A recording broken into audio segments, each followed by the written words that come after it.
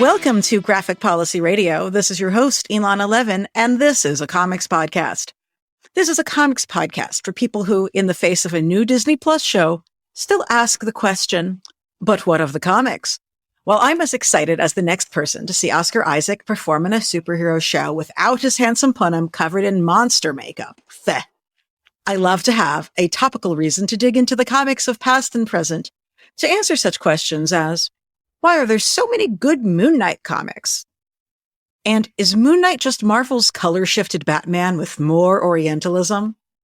My guest is a really impressive new critic on the scene who has been doing a deep dive into all things Moon Knight for some time, and who happens to be my neighbor. I'm joined by Harry Kassen. Hello, Harry. Hello. And for my listeners who are not familiar with his work, and you should get familiar with his work, Harry is the features editor at comicsbookcase.com, where he created the Comics Anatomy feature, focusing on craft and visual storytelling techniques.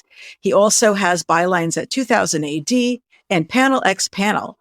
Originally from New York City, Harry is a college student studying English and education. Welcome to the show. Thank you so much for having me on. I'm very excited to have a chance to talk Moon Knight in preparation for the new show that I am also very excited to see. Well, one of the ideas that was from behind this is I saw you on Twitter and you had commented, I think, a while back saying, how did I become such a Moon Knight reader? And now I guess I'm here to ask you, how was it that you became a reader of so many Moon Knight comics? Well, I think I have maybe not so unique, but certainly interesting entry into various superhero characters where I really enjoy certain characters despite not having read at the time a lot of their comics, because as a kid I read so fast that comics just weren't a good investment. So I was mostly reading, novels of various sorts. But I had gotten for my birthday or something like that, the Marvel and DC encyclopedias. And so I would flip through those endlessly, finding characters who had like cool art or interesting names or whatever, just, whatever the image of them was. And so Moon Knight was one, flipping through the Marvel encyclopedia, who caught my eye. He had a cool design. He had sort of an interesting backstory. And then at some point I ended up with like a Moon Knight trading card that I like taped to my locker in school. And so he was just a character who I was like really interested in. And then at a certain point I started reading a lot more comics, a lot more current comics as opposed to the older stuff. And that was when I really got into Moon Knight through like the Warren Ellis run with Declan Shalvey that's, so popular. And the Jeff Lemire, Greg Smallwood run, that's my personal favorite of the last, 20 years of Moon Knight or so.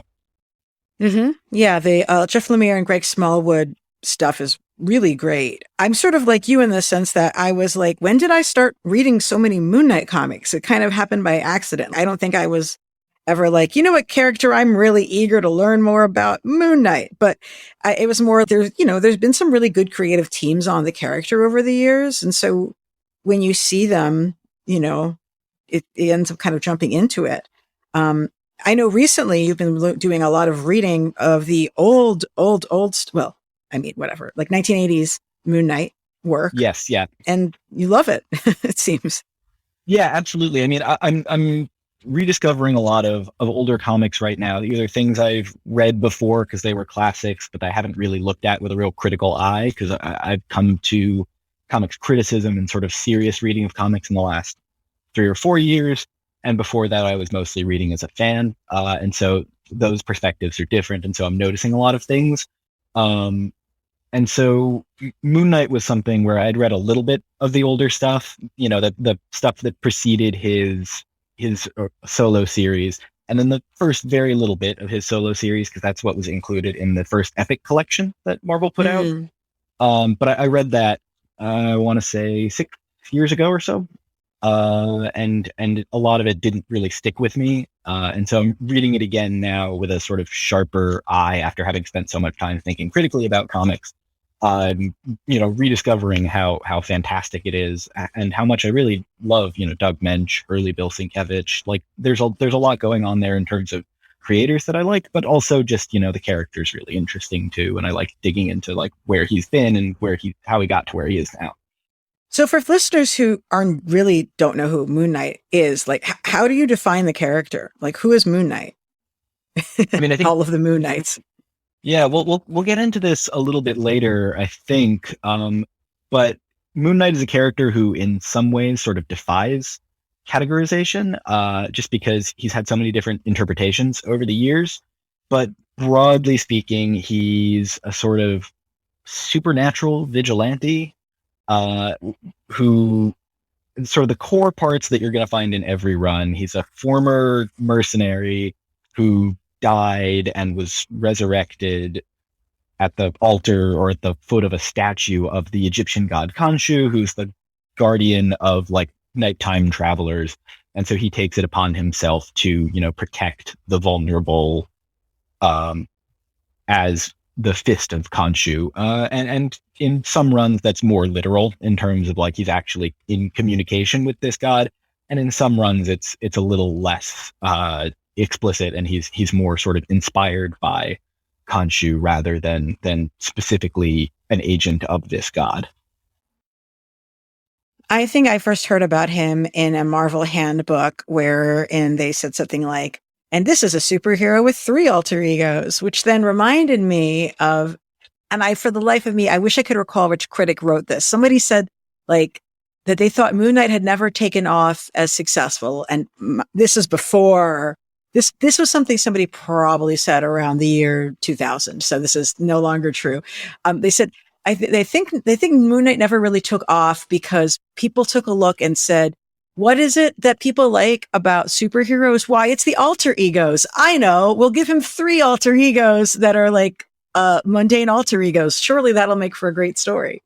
And it's funny because like on paper, it's like, wait, why do you have, there's like he has 1 superhero ego and then he has 3 like dudes with jobs, identities. That sounds like a really stressful life / not a lot of fun. And yet, when you have good teams working on it, there's a lot of interesting stuff to be said within there. Well, I think that's a very interesting statement because I think partly I'd have to push back on the idea that Moon Knight wasn't a popular or successful character. I mean, we talked about, making this statement in the early 2000s. You're looking at, several years of the Houston, Benson stuff with art by David Finch and art by Mark Teixeira. So, no slouch on teams there, but not the world's most successful comics and not the world's most well-regarded comics.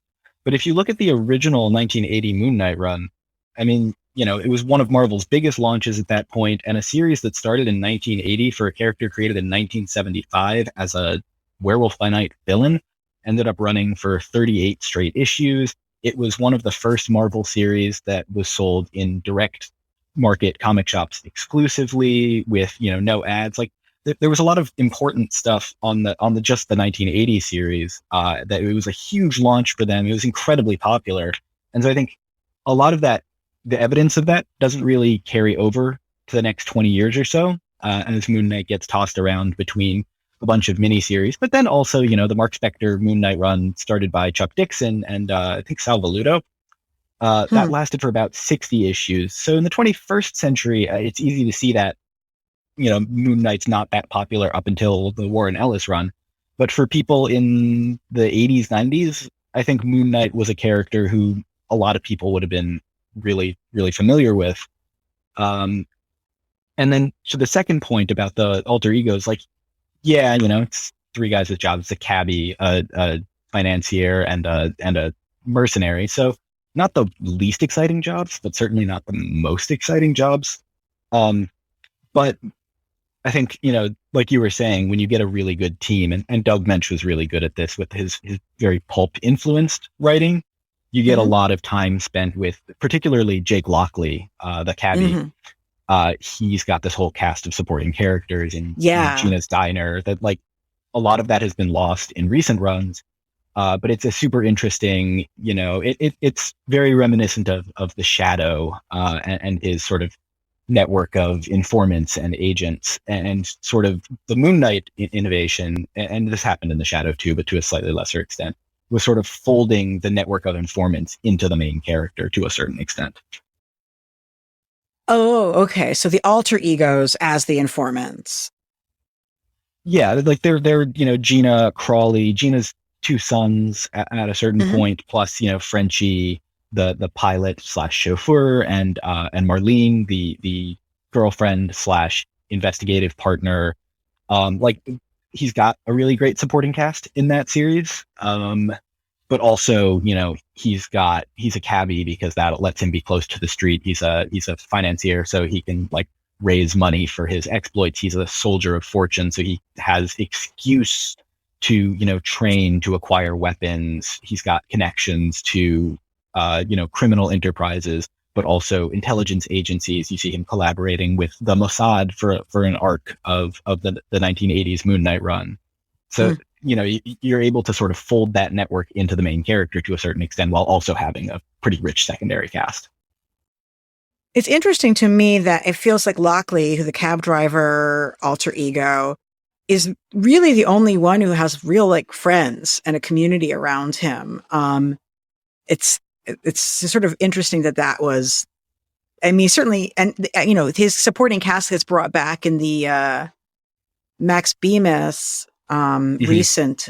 I think he's the one who began the part where those folks got brought back. I don't think it was Lemire.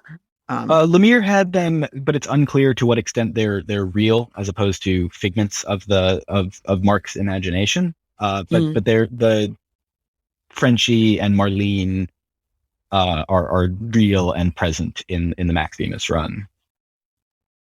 Yeah. And so I think that those supporting cast members make a mark in a way that makes you feel like maybe Jake Lockley is more of the real Mark. Like maybe Jake Lockley is like who Mark Spector has to be to have friends. Yeah, I mean, that's absolutely a part of it. I think this is one of the central questions of the Doug Mensch run is that, in the first issue of that ongoing series, his real origin is shown because when he was first introduced, he was introduced as being Mark Spector, who got hired by this shadowy business cabal or whatever to take out Jack Russell, the werewolf by night.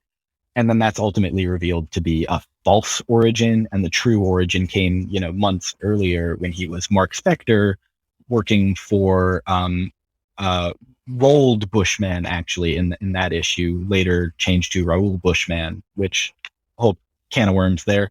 But anyway, he's working with this sort of despicable mercenary, and he comes across this archaeological dig, and he sees Bushman kill this older member of the dig team who is Marlene's father, and Marlene hates him for it, and then ultimately he saves her life, and that's where they meet. And then he becomes Moon Knight. He takes on the Stephen Grant identity. He takes on the Jake Lockley identity. And when he's around Marlene, he's Stephen Grant. She prefers him to be Stephen Grant. She gets mad when he becomes other personas.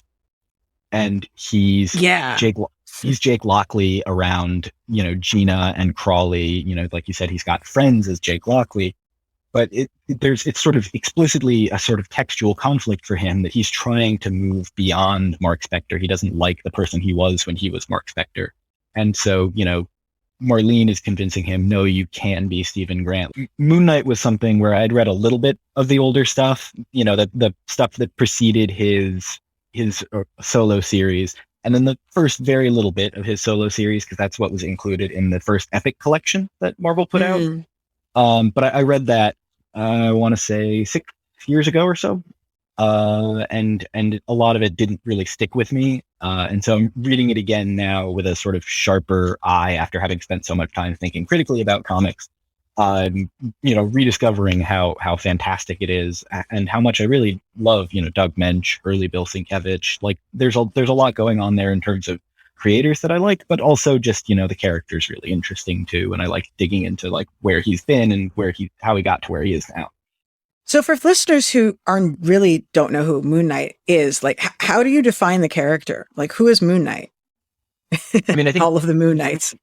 Yeah, we'll get into this a little bit later, I think. But Moon Knight is a character who, in some ways, sort of defies categorization, just because he's had so many different interpretations over the years. But broadly speaking, he's a sort of supernatural vigilante. Who sort of the core parts that you're going to find in every run. He's a former mercenary who died and was resurrected at the altar or at the foot of a statue of the Egyptian god Khonshu, who's the guardian of like nighttime travelers. And so he takes it upon himself to, protect the vulnerable as the fist of Khonshu. And in some runs, that's more literal in terms of like he's actually in communication with this god. And in some runs, it's a little less explicit, and he's more sort of inspired by Khonshu rather than specifically an agent of this god. I think I first heard about him in a Marvel handbook wherein they said something like, and this is a superhero with 3 alter egos, which then reminded me of, and for the life of me, I wish I could recall which critic wrote this. Somebody said like that they thought Moon Knight had never taken off as successful. And this is before, this was something somebody probably said around the year 2000. So this is no longer true. They said, they think Moon Knight never really took off because people took a look and said, what is it that people like about superheroes? Why, it's the alter egos. I know. We'll give him 3 alter egos that are like mundane alter egos. Surely that'll make for a great story. And it's funny because like on paper, it's like, wait, why do you have, there's like he has 1 superhero ego and then he has 3 like dudes with jobs, identities. That sounds like a really stressful life / not a lot of fun. And yet, when you have good teams working on it, there's a lot of interesting stuff to be said within there. Well, I think that's a very interesting statement because I think partly I'd have to push back on the idea that Moon Knight wasn't a popular or successful character. I mean, we talk about, making this statement in the early 2000s. You're looking at, several years of the Houston, Benson stuff with art by David Finch and art by Mark Teixeira. So, no slouch on teams there, but not the world's most successful comics and not the world's most well-regarded comics. But if you look at the original 1980 Moon Knight run, I mean, it was one of Marvel's biggest launches at that point, and a series that started in 1980 for a character created in 1975 as a Werewolf by Night villain, ended up running for 38 straight issues. It was one of the first Marvel series that was sold in direct market comic shops exclusively with, no ads. Like there was a lot of important stuff on the just the 1980 series, that it was a huge launch for them. It was incredibly popular. And so I think a lot of that, the evidence of that doesn't really carry over to the next 20 years or so, as Moon Knight gets tossed around between a bunch of miniseries. But then also, the Mark Spector Moon Knight run started by Chuck Dixon and I think Sal Velluto. That lasted for about 60 issues. So in the 21st century, it's easy to see that, Moon Knight's not that popular up until the Warren Ellis run. But for people in the 80s, 90s, I think Moon Knight was a character who a lot of people would have been really, really familiar with. And then to the second point about the alter egos, like, yeah, it's 3 guys with jobs, a cabbie, a financier, and a mercenary. So not the least exciting jobs, but certainly not the most exciting jobs. But I think, like you were saying, when you get a really good team, and Doug Mensch was really good at this with his very pulp influenced writing, you get a lot of time spent with particularly Jake Lockley, the cabbie. He's got this whole cast of supporting characters in Gina's Diner that, like, a lot of that has been lost in recent runs. But it's a super interesting, it's very reminiscent of The Shadow and his sort of network of informants and agents, and sort of the Moon Knight innovation, and this happened in The Shadow too, but to a slightly lesser extent, was sort of folding the network of informants into the main character to a certain extent. Oh, okay. So the alter egos as the informants.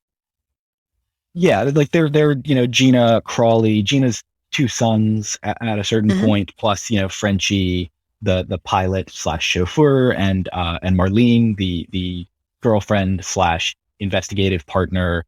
Like, he's got a really great supporting cast in that series. But also, he's a cabbie because that lets him be close to the street. He's a financier, so he can like raise money for his exploits. He's a soldier of fortune, so he has excuse to, train to acquire weapons. He's got connections to criminal enterprises, but also intelligence agencies. You see him collaborating with the Mossad for an arc of the 1980s Moon Knight run. So, you're able to sort of fold that network into the main character to a certain extent while also having a pretty rich secondary cast. It's interesting to me that it feels like Lockley, who the cab driver alter ego, is really the only one who has real like friends and a community around him. It's sort of interesting that was, I mean, certainly, and his supporting cast gets brought back in the Max Bemis recent. I think he's the one who began the part where those folks got brought back. I don't think it was Lemire. Lemire had them, but it's unclear to what extent they're real as opposed to figments of Mark's imagination. But they're the Frenchie and Marlene are real and present in the Max Bemis run. Yeah. And so I think that those supporting cast members make a mark in a way that makes you feel like maybe Jake Lockley is more of the real Mark. Like maybe Jake Lockley is like who Mark Spector has to be to have friends. Yeah, I mean that's absolutely a part of it. I think this is one of the central questions of the Doug Mensch run is that in the first issue of that ongoing series, his real origin is shown because when he was first introduced, he was introduced as being Mark Spector, who got hired by this shadowy business cabal or whatever to take out Jack Russell, the werewolf by night. And then that's ultimately revealed to be a false origin. And the true origin came, months earlier when he was Mark Spector working for Rolled Bushman, actually, in that issue, later changed to Raoul Bushman, which whole can of worms there. But anyway, he's working with this sort of despicable mercenary, and he comes across this archaeological dig, and he sees Bushman kill this older member of the dig team who is Marlene's father, and Marlene hates him for it, and then ultimately he saves her life, and that's where they meet. And then he becomes Moon Knight. He takes on the Stephen Grant identity, he takes on the Jake Lockley identity, and when he's around Marlene, he's Stephen Grant. She prefers him to be Stephen Grant. She gets mad when he becomes other personas, and he's Jake Lockley around, Gina and Crawley. Like you said, he's got friends as Jake Lockley, but it's sort of explicitly a sort of textual conflict for him that he's trying to move beyond Mark Spector. He doesn't like the person he was when he was Mark Spector. And so, Marlene is convincing him, no, you can be Stephen Grant. This is more the person you are now than, the person you were when you were Mark Spector. Wow, that is that's some like heavy stuff. I think we were talking about the roots of the character development of this character being somewhat associated, or some of the story is sort of debating back and forth. Like, does he have dissociative identity disorder? That's a theme that even people have talked about vis-a-vis Batman. But with Moon Knight, this is just like the theme of Moon Knight, really, in a lot of ways. How do you sort of see that story beat for him developing across the years? Because it sounds like it wasn't just invented as a modern, ironic, detached edgelord kind of a way to look at the character. Like, you were seeing some really early aspects of that in how he was written. Yeah, so the multiple identities thing, like having multiple alter egos, it wasn't introduced as any sort of mental illness or any sort of psychological thing. It was introduced originally as more of a practical concern of needing a place, to store his money, needing a place to, get information, and then having the original Mark Spector identity and the new Moon Knight vigilante identity. It was much more of like this is what a superhero would need kind of thing. But very quickly it becomes sort of question of who he is, because the way it's written in the comics is that he will sort of instantaneously switch from like one identity to the next. He's like, okay, I'm at Grant Manor, so I'm Stephen Grant right now, but I need to go get information, so I'm Jake Lockley now. And he will like his manner of speech will change. He will become gruff. He'll take on more colloquialisms, and he'll call Marlene doll or something like that. And she'll be like, oh God, not this again, Stephen. He'll be like, no, it's Jake. And so he's very serious about it. And, that the supporting cast, it being, 1980, they make some pretty insensitive jokes about like, oh, he's losing his mind and he's forgetting who he is or whatever. And then ultimately it's introduced into the actual text of the comic in, I believe, the mini series that follows the ongoing, where it's a question of, oh, does he have schizophrenia, which, is not what we would describe that as today, but is a term that was not particularly well understood then, especially by people who were writing pulp stories. Yeah. So that's how it's described in the 80s. And so it's definitely not a modern invention for him to have some sort of mental illness that's causing his multiple identities. I think that being the central focus of the comics is a much more modern thing. It's very present in the Brian Wood run that immediately follows Warren Ellis. And it's very present in the Jeff Lemire run. It's very present in the Max Bemis run that we were just talking about. The things that get played up a lot in modern Moon Knight comics is it's the mental illness DID portion and the servant of Khonshu portion, which is interesting in the broad scope of Moon Knight history, because those things are some of the least present elements in the original series. That, he has multiple identities, but it's not a mental thing so much as a practical thing. He is inspired by Khonshu and believes he's honoring Khonshu, but isn't explicitly a servant of Khonshu. He doesn't explicitly communicate with Khonshu. Like there's an arc where his Khonshu statue that he found in the tomb where he was resurrected, he has it in his house, and there's an arc where it's destroyed, and then he feels bad about it and feels like he's lost his like energy as a superhero. And then ultimately it's revealed that the one that was destroyed was potentially a replica, and he has one in his house still that's either potentially the right one or is a replica itself. But that's enough to give him his energy back. But it's not like he's explicitly in communication with this god or being given any sort of power or mission. But that's the kind of stuff that gets played up a lot more in even as early as the late 80s, early 90s. But in that original run, it's not really the focus. Yeah. I just read the first issues of the solo series the other day. Kind of surreal experience. I was getting my first tattoo that I've had in a few years, and I'm lying down and I'm like, ow, ow, ow. Oh, that's a good page. This is not the Sienkiewicz I was used to, but this is really interesting. I'll always have that association grilled into my mind. But, there's in the beginning of I think it's the first couple issues of that series, like they actually have that Marvel Unlimited flag that's like, warning, what is about to follow is kind of messed up.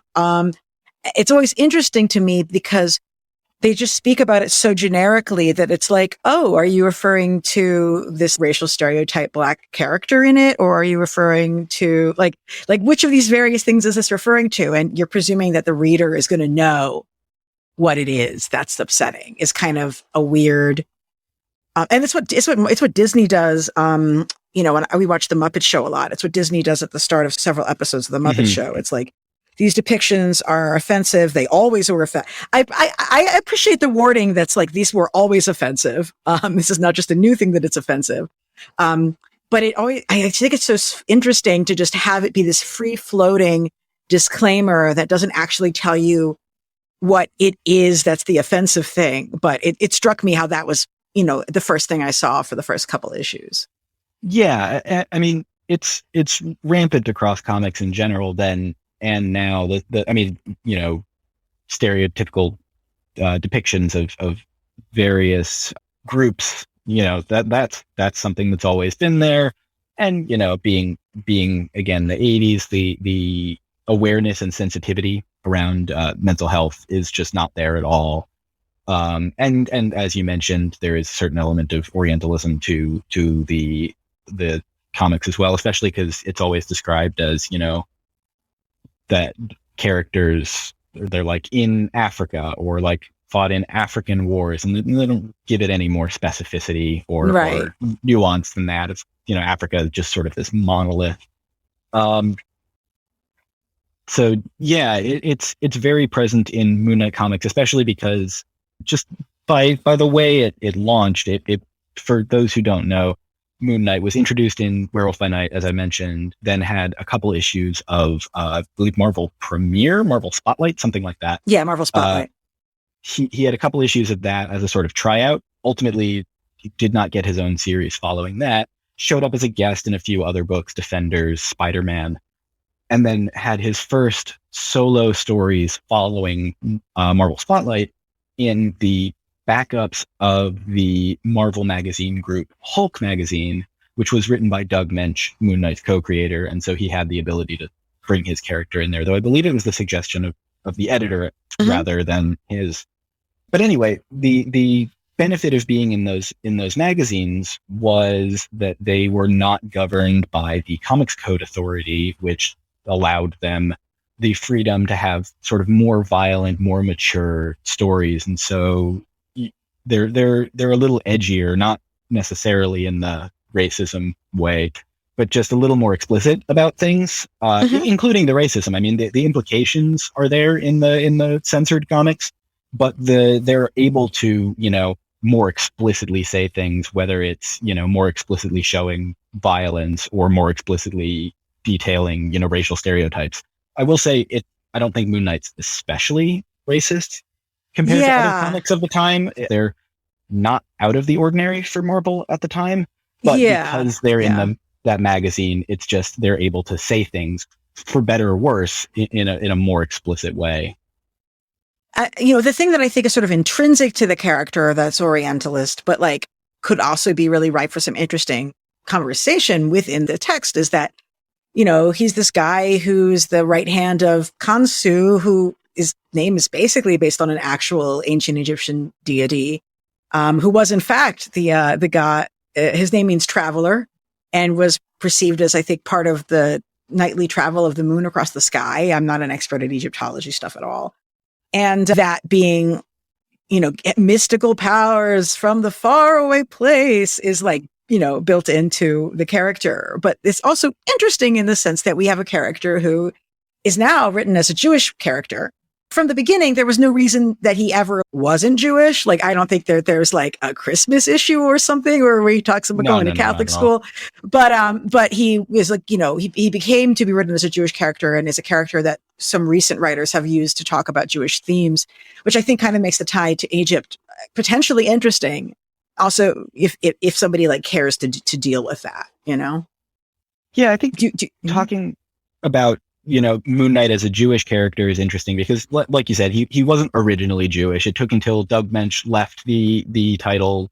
A couple of writers followed him, including Alan Zelenetz, who had previously written a couple of backups and an essay in the Moon Knight series, but he took over the main writing duties for the last 3 or 4 issues, very, very few issues. But it was in those final issues of the original series that he introduced the idea that Mark Spector was Jewish, was the son of a rabbi, and so had not just a cultural connection to Judaism, but a very sort of specific religious connection to Judaism, which then is very complicated when you get into the question of, is he the servant of this Egyptian god, which I think was less salient at the time, because again, in that run, it was not, he didn't have any powers except for those that he got in combat with the werewolf. There was a whole thing in the very early stuff when it was a little bit more sort of toned down. It went away by the time the Hulk backups came in, but he had powers that the moon gave him a little bit of extra strength because he was bitten partially by this werewolf, and so he sort of had werewolf powers, but he didn't turn into a wolf. He just got a little bit stronger during a full moon. But those were the only superpowers he ever had, and then they went away by the time he had his own solo series. And so he's never had really superpowers, and at the time didn't have sort of any specific connection to this god beyond an inspiration, which, that's not to say that there is no Orientalism going on there, the inspiration and, what does it mean for this explicitly colonialist white guy from America to take up the mantle and the mission of this Egyptian god, right? Like that's still a question. Yeah. But he doesn't have like specific powers. But over time, as he's become like the servant of Khonshu in a more explicit sense and become more and more tied to this Jewish identity, that really complex question is still there. And various writers have sort of taken a stab at it in various ways, but it doesn't really show up. It's sort of one or the other or both separately in terms of, is this arc dealing with the question of what does it mean to be the servant of a god? And is this arc dealing with what it means to be Jewish? But never really is this a story about what it means for a Jew to serve an Egyptian god. Which I think part of that is there haven't been a huge number of Jewish writers on the title. I think Alan Zelenetz definitely. And then I know Bendis, but he didn't really get into any of those questions in his run. No. And then Max Bemis, who again engages with both, but separately, not sort of trying to unravel that question. Yeah. Yeah. And I expect the show will do none of the above. But anyway, there's something really interesting in there.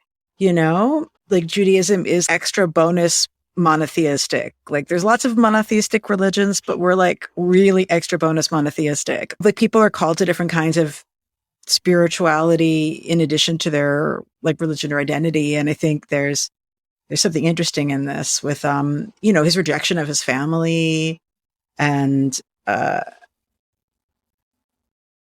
yeah.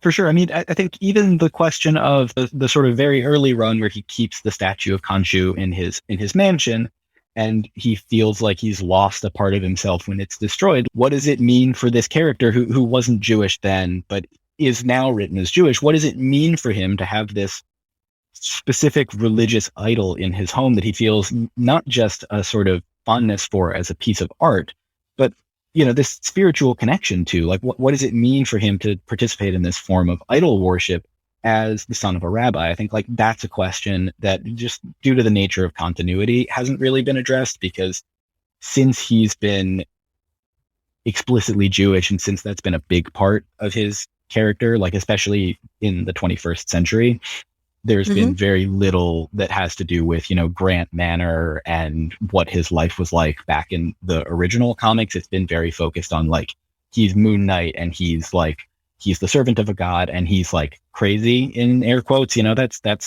something they bring up with him a lot in the marketing.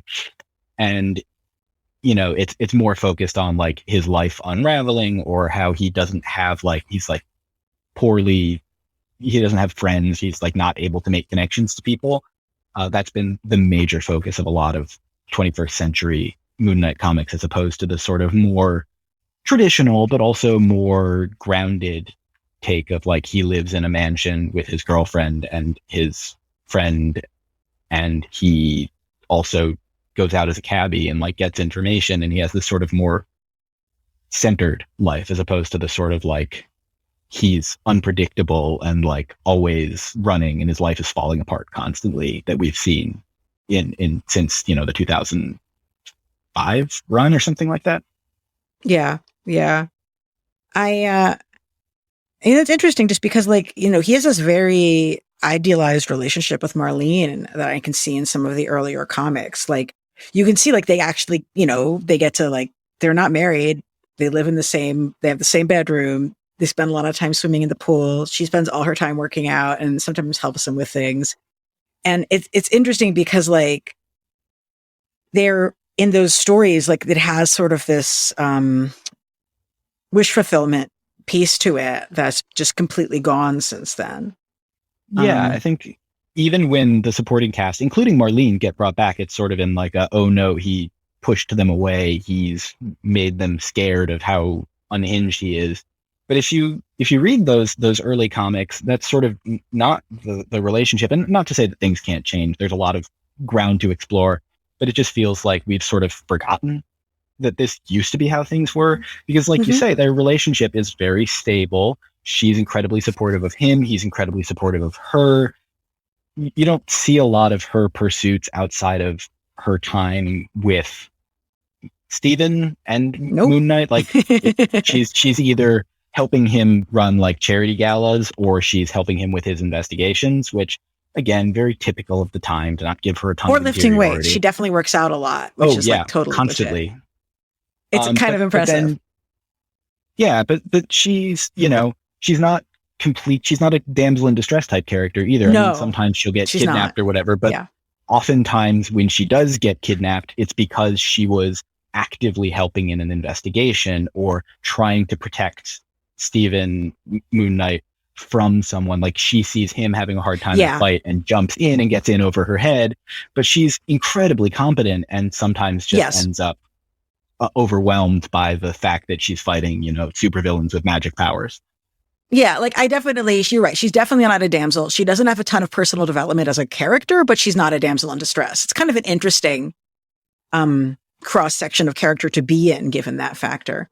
It's something that I think, like, if we were able to sort of return to that kind of status quo in a more modern comic, like, what would it look like to write a modern version of that Marlene? Like, what would it look like if we stopped having her be constantly sort of scared and put off by Mark, which that's been her overwhelming status quo for the last 20 years, which, in its own ways, just as dehumanizing as when she is just there as an assistant for him. Like, what would it look like for them to have a stable, loving, committed, supportive relationship and to give her some interiority and to give her some agency and her own pursuits? I don't know. It just feels like there's a lot of richness in these relationships that wasn't there in the old comics, but is sort of foreclosed on by the current status quo.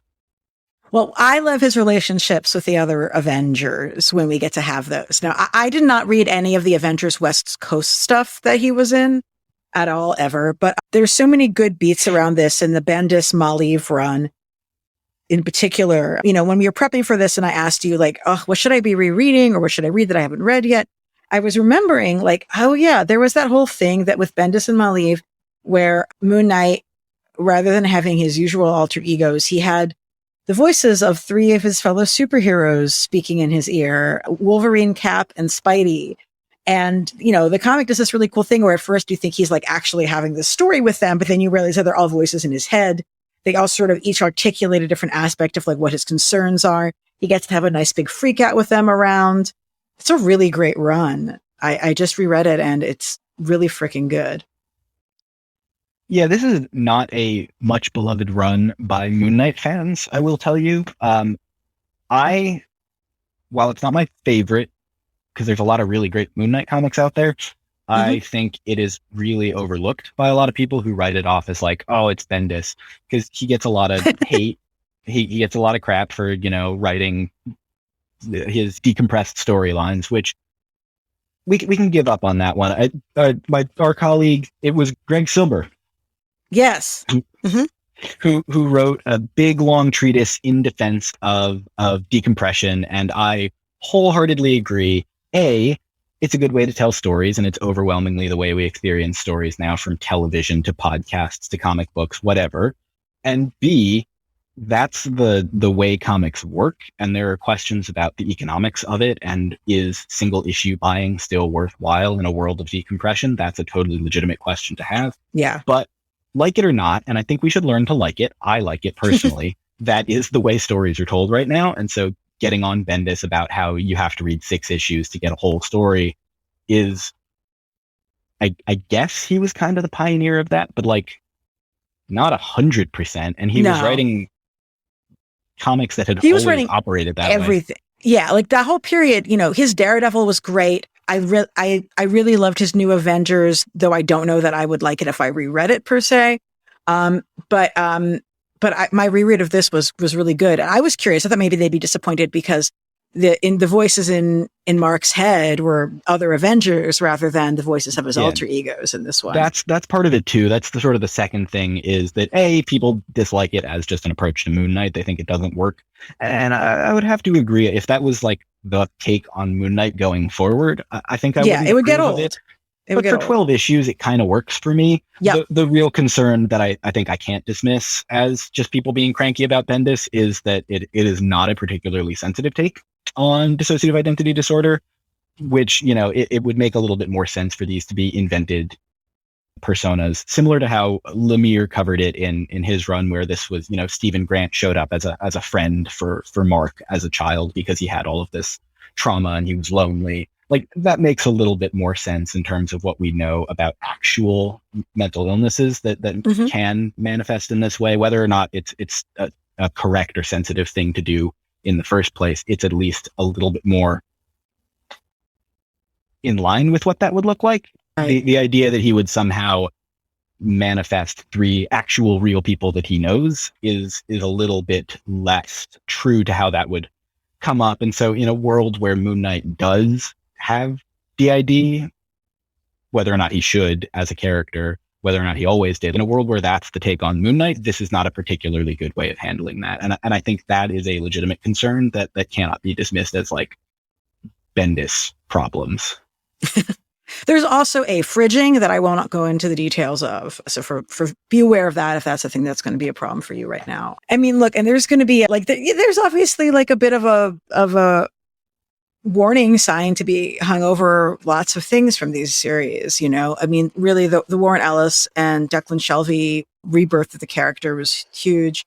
I really did feel like the rebirth of the character came from some of the Bendis stuff because he had him showing up in Daredevil and then they had this mini series, which felt pretty big in my head at least. But for folks who aren't aware of the Warren Ellis, just visit somanyofus.org. I'm not going to like go and reinform everybody about this, but the Warren Ellis piece was sort of, I think, really brought the character back to the idea of the superhero who has a specific job, and his specific job is he protects people traveling at night.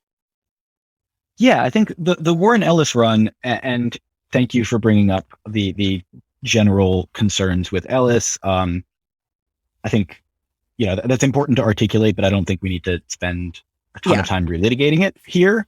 But that run is really interesting just sort of as a turning point for Moon Knight, because the overwhelming Moon Knight, really, like you said, Bendis is sort of the turning point, but nobody acknowledges that because, again, people had issues with that run and with Bendis in general.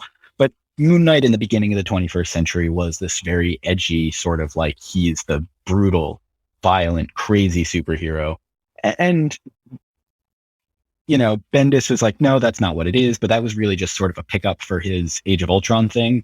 That was what that series was for. And so Ellis is the one who comes to Moon Knight with a sort of intention of pushing Moon Knight in the right direction, not like the Marvel Universe using Moon Knight, but Moon Knight specifically.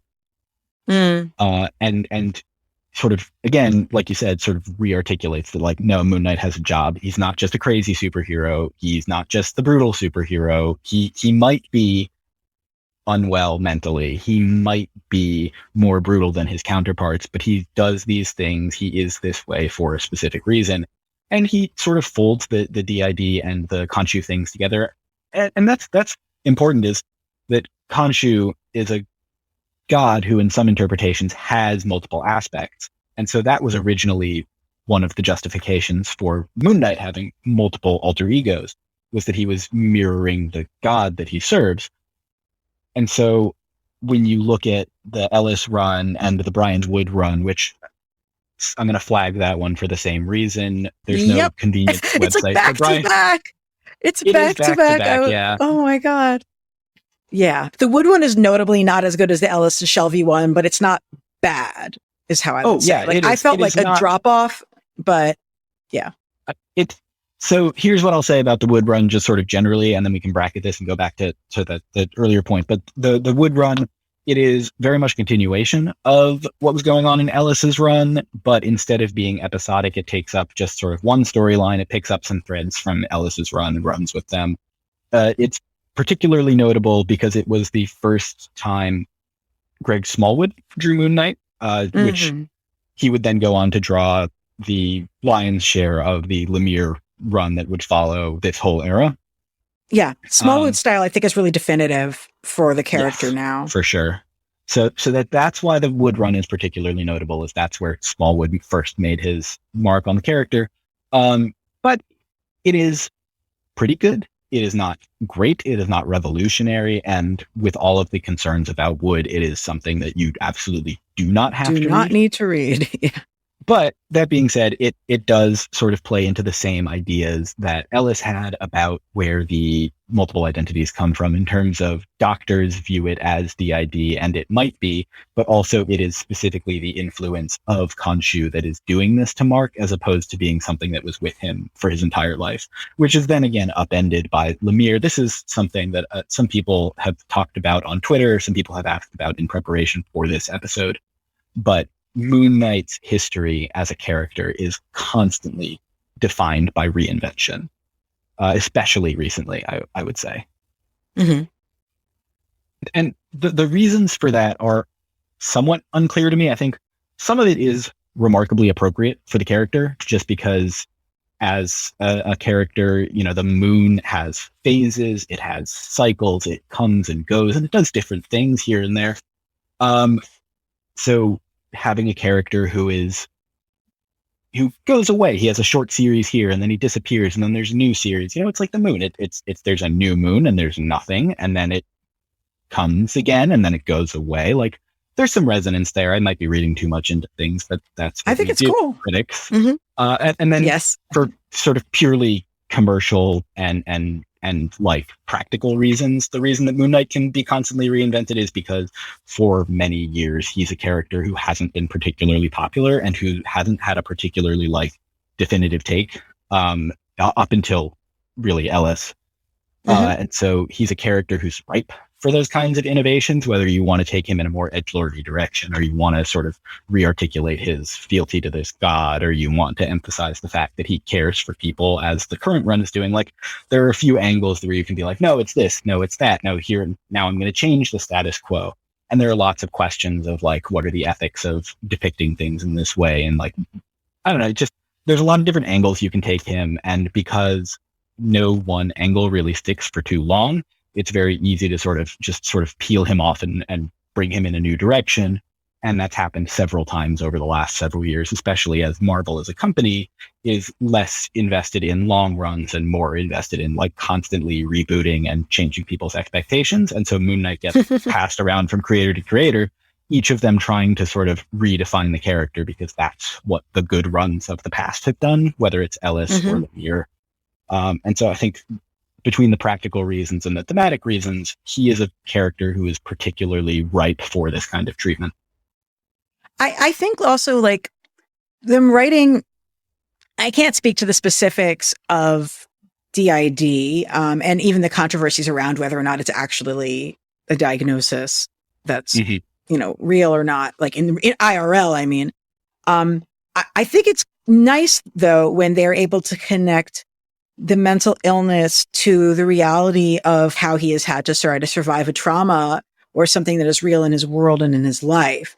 When they're saying that Peter Grant was a friend he invented for himself because he was lonely, then this is all part of how your brain and life like survives, a survival mechanism. There's a particularly high percentage of people from Holocaust survivor families have anxiety disorder. Hey, it's me. And it's like, yeah, well, I can see why that inherited trauma might like make people have anxiety disorder. And maybe there's ways and times in which that's helpful for our survival, actually, even if it isn't always helpful for all things. So I think there's ways that it can actually be good, but I also wish that someone would talk to a sensitivity reader at some point, any point at all. Yeah, for sure. When doing it. That was where his Jewish identity originally came from, actually, was Alan Zelenetz, who very connected to Judaism. Before he wrote for Marvel, he was a Jewish day school principal, and that he got tired of doing that and was like, I could probably get a job at Marvel. I could probably find someone who could get me a job at Marvel, and ultimately was able to get a job writing comics there. He was trying to find what's going on with this guy. Why does he have so much trauma from his childhood? What made him become a mercenary? What made him have this sort of mental illness that is splintering his identity? Because he was the one who introduced they called it schizophrenia then, but the idea that the multiple identities spawned from some sort of mental illness. Where's that trauma coming from? And he was like, oh, he had a very demanding rabbi father. That's what it was. And so, he pulled from his own experience to give the trauma some specificity, as opposed to just being like vaguely trauma, which that's a good writer move is to make those things specific. And it totally worked. I mean, it opened up all sorts of new angles for how to write this character, whether or not those angles have been explored. But like you were saying about trauma, regardless of his childhood upbringing or whatever, the fact is that when he became an agent of Khonshu, whether or not he is literally an agent of Khonshu or not, like the way the story goes is that he died. He was killed trying to defend people from this mercenary he was working with, and he made it into the temple where Marlene and her friends were hiding out from the mercenaries. He made it in there, and then he died, and then he came back to life under this statue that he then brings back with him. So whether you want to play that as the god is the one splintering his identity or just trauma, like that's an incredibly traumatic event right there. And they happened at the same time. That's sort of hard to pull apart, the becoming inspired or conscripted by this god versus the like literally dying in the desert from exposure and wounds. That's scary and traumatic. And I can imagine like that would have a toll on my mental health as well. Yeah, I really want to say, folks, the Bemis, and who's the artist on most of the Bemis ones? It's mostly Burroughs. Jason Burroughs, and also yeah. Paul Davidson, yeah. See, just for the record, if folks ever wonder why there are certain people who refer to certain things as being the XYZ run, that's just the name of the writer, and it's because they don't respect artists. So there's others of us who are reflecting the fact that they keep changing artists in the middle of runs. Yes. They run through them, they're tiring their bodies out like a racehorse or something, and it's completely abusive and it's not okay. Anyway, it's really good. Back to the point, is really good and definitely one I think folks might enjoy, as well as the Lemire and Smallwood, which has got some just really stunning, beautiful art, haunting dreamscapes, just really beautiful pensive storytelling. And I know it's also something that somebody can just randomly pick up, because I was telling my husband I was going to do the Moon Knight episode. He was like, "Oh yeah, those were some good comics." And I was like, "When did you read them?" He's like, "Oh, you were reading them on vacation and you just handed me your phone to go do something." So I read some random issues of this Moon Knight run and they were good. And he had no context at all and enjoyed them. So that speaks to something. Although speaking of artistic development, jumping back to the distant past, one thing you said is when you were looking at the Bill Sienkiewicz and Doug, and as you point out, like this is one while Mensch was like writing actual Batman. He's also writing not actual Batman. There's just some interesting moments in the development of Sienkiewicz's art you mentioned. Yeah, so it's a bummer that this is the auditory medium of podcasts and I can't show some examples because it's absolutely fascinating to look at it. Well, send me some screenshots because I can include those in the slideshow of what goes up when the episode goes up on Blog Talk Radio. So, oh yeah, I'll send you some pages for sure then, because it is fascinating to look at. But Sienkiewicz, people talk about he had this era where he was a Neil Adams clone, where he was drawing in Neil Adams' style, because this is, the late 70s, the Hulk backups where Sienkiewicz starts drawing the character start in 78 or 79. Sienkiewicz starts, he's the artist on the third of the Hulk backups out of, I think, total of like 8. And then he's the only Moon Knight artist on any sort of Moon Knight solo story up until issue 31 of the ongoing series, like 4 years later. So he has this tremendous impact on Moon Knight. He's not the only artist. He's the main artist. There's a couple guest issues here and there. But he starts out drawing Moon Knight when he's in this Neil Adams clone phase, because, 78 or whatever, Neil Adams is at the top of the game. People love Neil Adams. And he's been there for a while. And so people have been trying to, influenced by him, trying to capture the magic of his style. And for Sienkiewicz, he's able to do it. Sort of. He's not Neil Adams in a number of notable ways, but then he starts drawing Moon Knight, and I think part of what happened with Moon Knight is he was given a lot of trust by the editors and the readership. He had a lot of issues to work on as well, so he had the time and space to experiment and try new styles. And he was inked by a lot of different people, which gave him the chance to look at his art from a number of different angles and say, okay, what if I took it in this direction? What if I took it in that direction? Which I've talked with Phil Hester about this a little bit. He speaks particularly highly of the Klaus Janson issues of the Moon Knight series.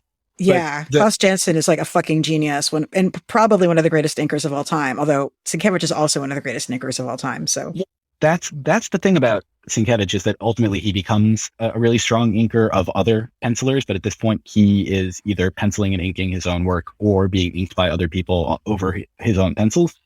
But he takes over the Moon Knight backups in the Hulk magazine. I believe he's inking himself on the first one, and then he's inked by Bob McLeod, New Mutants co-creator Bob McLeod, who also fantastic inker, who introduces a real sort of leanness to the sort of like lithe, powerful anatomy to the characters. And so Moon Knight becomes very tall and skinny, but also has all this sort of action. He's like always leaning towards something, which some of that is just Sienkiewicz coming through in ways that he wasn't necessarily under other inkers, but some of that is McLeod's lines having a particular effect. And that sticks with Sienkiewicz, and then he's inked by Janson for the first time, which gives a sort of weight and energy and looseness to his art that wasn't necessarily there before. And then he's inked by a couple of people who I don't think do a particularly good job. He's inked by Frank Springer on the beginning of the ongoing series, and it's just they're not quite a good match. But then Janson comes back, and at this point, Janson's well into inking Frank Miller, and so you can see a lot of that Frank Miller Daredevil influence on those Moon Knight pages. But it has a lot of influence on Sienkiewicz again, in terms of bringing a lot of shadows, a lot of black, in terms of not doing the sort of Neil Adams, Dick Giordano slash and splash rendering. And so every time he's inked by someone new, he's learning something and he's applying it to his art. And so every time he starts inking himself again, it just gets better and better and better and better, until the point where he starts inking himself exclusively around issue 22 or something like that. And that's sort of the beginning of the Sienkiewicz that we know today. And because the thing he does immediately after Moon Knight is New Mutants. And so you can see like the New Mutants Sienkiewicz as the sort of, this is amazing, this is revolutionary, comes directly from his work on Moon Knight. Like it's his work on Moon Knight that takes him from a Neil Adams clone to the sort of fully formed powerhouse that you see in the pages of New Mutants. There's literally a panel in that issue you told me about, the 22. The building is blowing up, and when I look at the building, I'm like, that building looks like Warlock from the New Mutants' body. Like there's a piece of that. They think that was the issue where I saw this. Maybe it was a different one, but it's around there. And it was like, because, you know, when I think of Sienkiewicz's art, like the first thing I think of is Warlock from the New Mutants. And I was like, okay, we can see sort of the armature of that in this. I have to share my favorite Bill Sienkiewicz story. I heard him speak at MochaCon a couple years ago. And, you know, apparently when he got into comics, he like shows up, he wants to work for DC because he loves DC and he loves Neil Adams. And they're like, yeah, you're just the Neil Adams clone, so why don't you go do something unique and come back later? And then that's how he ended up at Marvel. Ironically, DC continued to hire other Neil Adams clones at that moment. I'm not sure why they didn't bring him on as one of them. But it's just so amazing because it's then within a few years, he's like, hey, so I literally, like, there's like gears from a wind-up clock that I've glued to this page, which is now a collage. Have fun scanning it. Like... You know, like when you think of people who are just 100% do not remind you of a Neil Adams photorealistic style, it's like Bill Sienkiewicz. So you're seeing the transition between, you know, him trying to be like this awesome realism guy like Neil to becoming more and more abstract and expressionist and wild. Yeah. But he doesn't actually bring any collages to this yet that I've seen. Yeah, I mean, there are elements where he's doing the sort of like photo tracing, photo collage kind of thing, not to the Kirby extent where it's like backgrounds entirely composited from like magazine photographs or whatever, but more to the extent that he's got like a face hidden in the clouds or whatever that he looks like he traced from a photograph, which I'm not like getting down on him about that. It creates a cool effect. It's a technique. It's a technique exactly that he wasn't bringing to his earlier, more house style drawings. And I'm one of the weirdos who prefers like pen and ink Bill Sienkiewicz to paints Bill Sienkiewicz. Give me, you know, New Mutants over Elektra Assassin any day. Which Okay. I know, like people are going to come for me in the Twitter comments on this podcast episode because I said I preferred New Mutants to Elektra Assassin. But you know what? I'm going to stake that claim. And so Bold. there's a lot of that development in Moon Knight because he's learning, okay, how do I want to apply ink? How do I, Janson's doing a lot of big, brushy, like solid areas of black. That's not really something you associate with Sienkiewicz. So he definitely moves away from that. But he learned something from it. He stops sort of fiddling in quite the way that Neil Adams or Dick Giordano would have, and really, focuses on shapes, I think is the big thing he took away from Janson's time inking him. And he interprets that through his own lens. I mean, that's what made him such an incredible inker over other people's pencils too, is that he's got this really incredible sort of thin line, scratchy mark making technique. But he on Moon Knight, he's playing with a lot of things that you see come up in later stories. I mean, the even something like Elektra Assassin, which couldn't be more different from the very sort of specific scratchy pencil and ink, just because it's painted, it's acrylic. But like the shapes, the way he sort of stacks, the sort of non-linear, non-literal use of space and staging is something that develops on Moon Knight for sure. And then you can see it in his later work, particularly the sort of late 80s stuff like Daredevil Love and War, Elektra Assassin, even that Wolverine Inner Fury one-shot thing that was pen and ink, but still very different from the earlier stuff. I mean, absolutely fascinating artist. We could do a whole episode just on him. But yeah, I think there's so much to talk about Sienkiewicz. Thank you, though. Yeah. Yeah, this is great. Moon Knight is an essential book for any fan of Sienkiewicz, just if you want to see where he came from as a particular unique stylist. Thank you. That's really great. That was really eye-opening when you pointed that out to me, and really connected. One thing I had asked you about was the current series, which I knew it existed and I knew people liked it, but I hadn't even picked up an issue. I have now read all of the issues of the new series that are on Marvel Unlimited. So that's the first 5 issues. I really like it. It's written by Jed MacKay, and I think every issue you've mentioned is by Alessandro Cappuccio. Yes.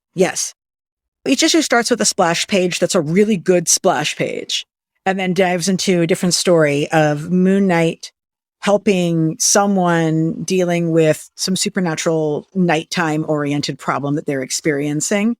To be clear, apparently this is all coming out of some crazy Avengers event where I guess Khonshu tried to take over the world, which I don't know about and I don't really care.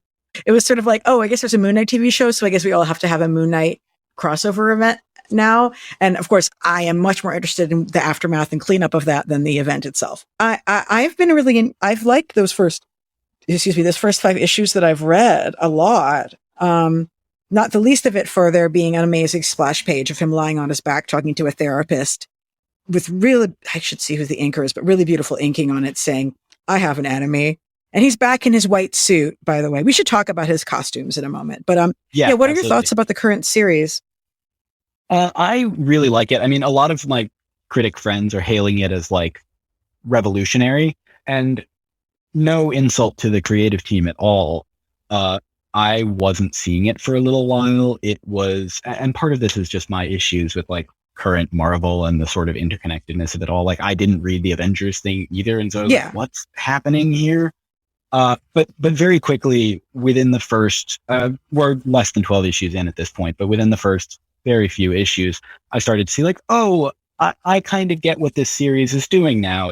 And like you said, it's another series that is reminding us that Moon Knight is a superhero with a job.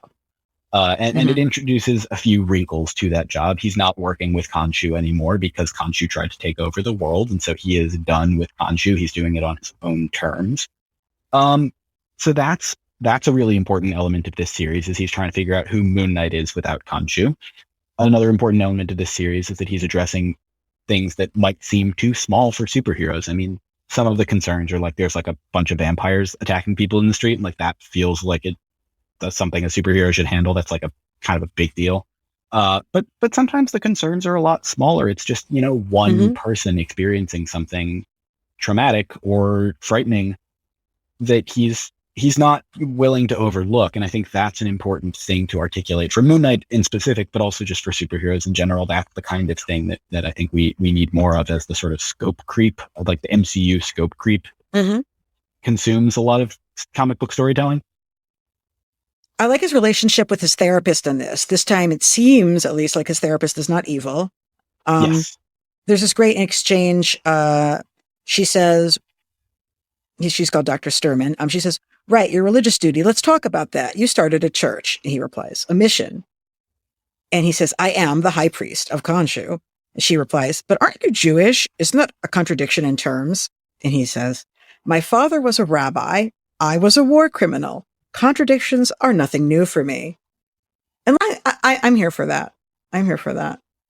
Yeah, it's a run that, while it doesn't necessarily explore all of the angles that we talked about, it at least acknowledges them and tries to wrestle with, like, okay, what does it mean that this guy is Jewish, a war criminal, a servant of an Egyptian god? He just tried to take over the world. He's like, it tries to unpack at the very least what's going on there. And one of the complaints about the run that is being addressed, the writer Jed MacKay has talked about how it's coming up in a few upcoming issues, is that it doesn't really address the other identities. It mainly focuses on the idea that Mark Spector is Moon Knight, and that's sort of what we're proceeding from. But ultimately, I think Moon Knight's got so many different angles that you're not going to necessarily be able to explore all of them. But as a series, it is profoundly interested in understanding, okay, what does it mean for this guy to do what he does? In a way that, I mean, one of my major complaints was that I really liked the post-Lemire status quo of, like, he has untangled himself from Khonshu and he has come to terms with his identities. And he has this sort of, like, upward trajectory of, like, I'm my own man now and, like, I control my future. And then that immediately gets undone in the Bemis run because Khonshu is back in the mix. Because you need to have a reason to have these stories. Like, you have to have conflict, or else there's nothing there. And this conflict is sort of the definitional conflict of him in some ways, right? That makes him not just be Batman. Yeah, and that was during Marvel Legacy relaunch, and so they were like, what are people who know about Moon Knight, who haven't read a Moon Knight comic for a while, going to know? And so they sort of brought it back down to basics. And so, like, I totally understand why it happened, but, like, there was a really satisfying status quo after Lemire that got sort of tossed out. And then Bemis, for all my complaints that he tossed out the Lemire status quo, introduced the idea that he and Marlene had a daughter, who then, when he pushed her away and she, like, left him, she raised the daughter alone. So she's, like, 10 now and has never met Mark. But then, that's a really interesting status quo. And then because of the Age of Khonshu Avengers event, like, Marlene packed up the kid and ran away because they were scared by Mark. And so now, that interesting status quo is gone. And we're back at the, like, he's rejected Khonshu, but not in terms of, like, he's rejected Khonshu's influence on his life, but, like, he's rejected Khonshu for, like, brainwashing him into taking over the world. And so we've got another interesting status quo, but we're, like, 3 deep in things that didn't get explored, which was my main frustration heading into this book. But again, like, it's largely been resolved. There's a really interesting new status quo being explored. And it is not ignorant of Moon Knight's history. It's just in a place where it can't directly follow things that have, were 3 stories ago or whatever. Yeah, I just really hope he doesn't have an evil psychologist for once. There's nothing wrong with, there are evil psychiatrists. We can see that in the gatekeeping that so many trans people are experiencing with their therapists right now, who are trying to keep them from getting the surgery they need. But I don't like the idea of having every psychiatrist being secretly evil and trying to ruin your life, especially when, like, actually a lot of people would really benefit from therapy and maybe they should get it. So maybe this will be the run where that he is a good therapist and I like their conversations, and it's a good framing device too. And I think his mission right now is helping a lot of, people who are kind of disenfranchised socially in ways that I think are interesting as well, for him to be delving into. Yeah, definitely. And I think the having him have a therapist at the same time as he's providing these social services through his mission, like, that's a really interesting thing too. Like, what does it mean for him to seek help because he's trying to help people, how can he be the best version of himself? Because that's what he needs to be in order to support all these other people who he feels an obligation to. I mean, I think that's something that as you were saying, like real life Jewish people who like experience these generational traumas, but also feel this sort of religious calling or spiritual calling to heal the world, right? Like there's elements of like, I have to support people because I feel a calling to do so, but also like I need support. And so there's a real question of navigating, like, what does it mean to be unwell, but also to care for other people who are unwell and who need you, that I think this run is exploring in some interesting ways. And there's some great quotes in there that are not just like, there's a lot of great quotes, and we'll talk about those in a minute, but like this is from this current run. My father's God took us out of Egypt. My new God kept us there. Like, dude, Passover's coming up, having some thoughts, even though that story is entirely a metaphor and not actually based in any real world like archaeology. It is still a powerful myth. Anyway, we should talk about the memes. Yes, memes. Moon Knight has many memes. There have been many memes of him. It isn't even just the like, where Dracula give me my money meme. There are many others now too. I feel like some of those memes exist because people were inspired by the "Where's my money" one, so they looked for other Moon Knight moments to use. But he lends itself towards it, doesn't he? Yeah, I think this is another instance of Moon Knight being the weird character. Like a lot of people who haven't read a Moon Knight comic probably know that he's written as like the crazy superhero again. And so he's more sort of supernaturally oriented, and he's always sort of been at odds a little bit with the more traditional superheroes. And so he lends himself to those sorts of memes, like the one where he calls up the Avengers and they're like, "What the hell are you doing?" Like he's like, "Dracula told me that you guys had my money." Like, I don't know. It makes sense when you don't really think about it that much, and you can sort of chuckle and let it go. But then the other thing about Moon Knight is that a lot of people haven't read Moon Knight's comics. Like people thought that the Dracula one was real for a long time.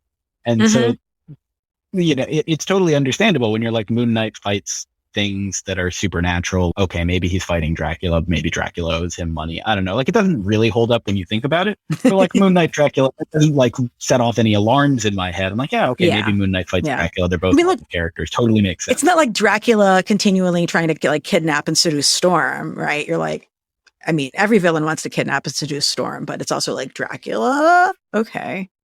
That's not the genre that the X-Men normally operate in. Yeah, and that's, I mean, Moon Knight more than most, like, that's the thing. He debuted when during Marvel had their whole monsters thing. He was in Werewolf by Night originally.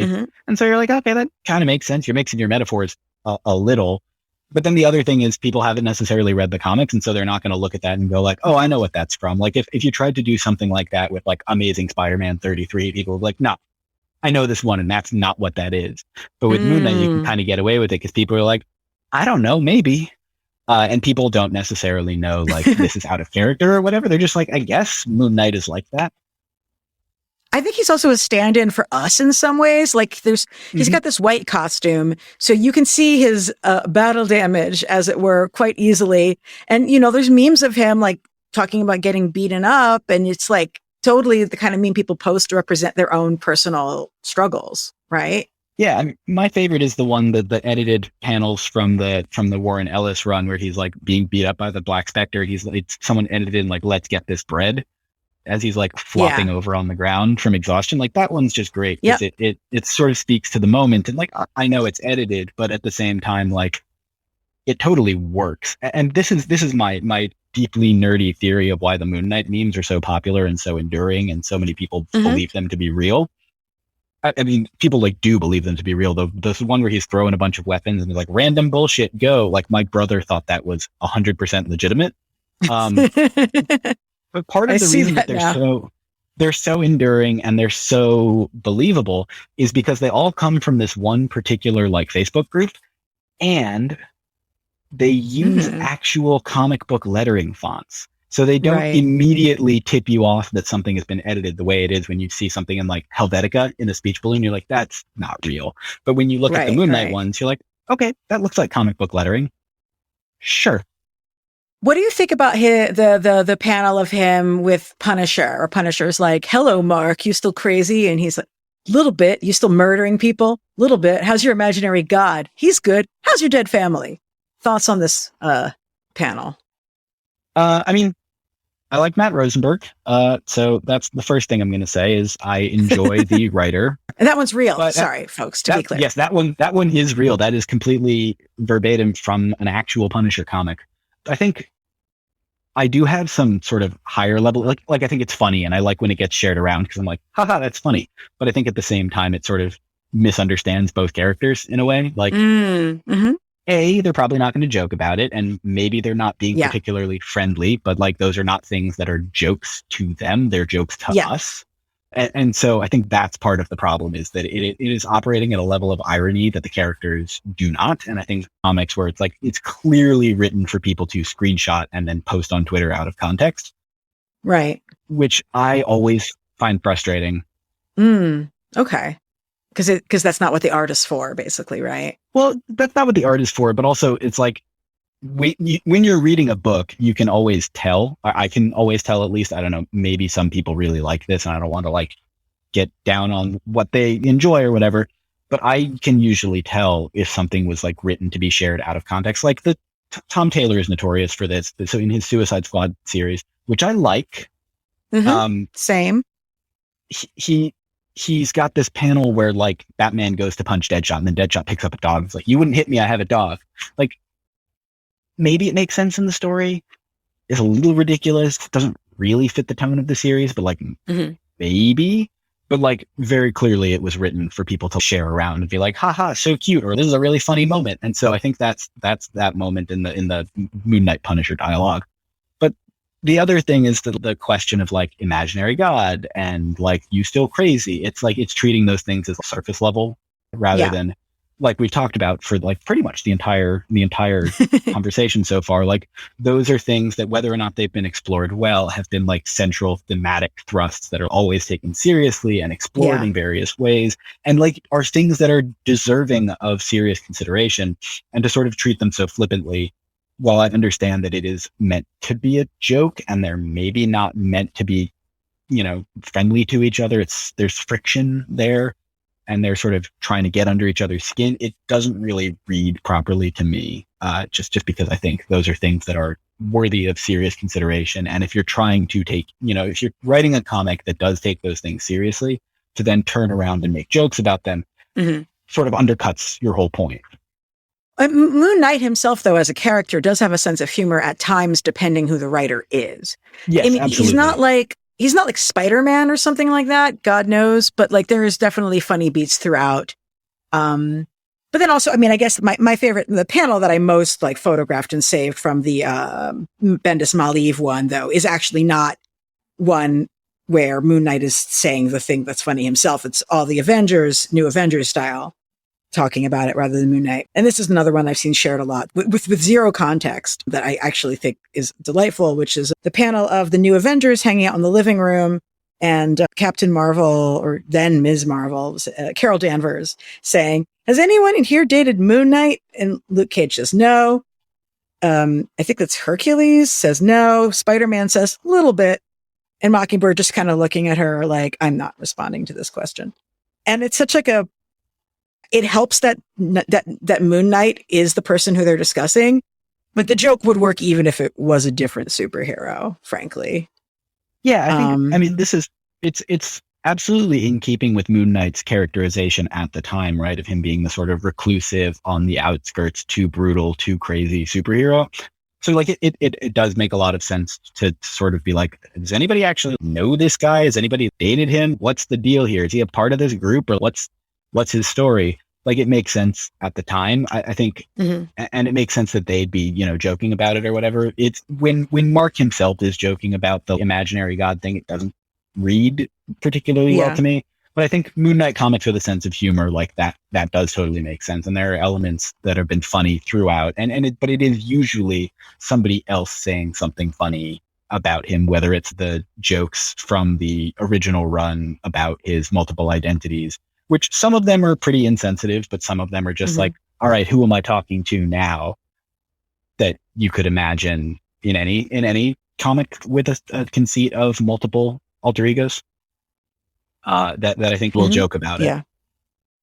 And in the end, like what the Bendis Maleev page is actually doing is Echo is like, as Carol says, Echo, she wanted to know if it's okay to fall in love with Moon Knight. And the response from Luke Cage is it? Because like that is you have a team up with a superhero and you don't know much about him. You're going to ask your friends, like, is this guy okay?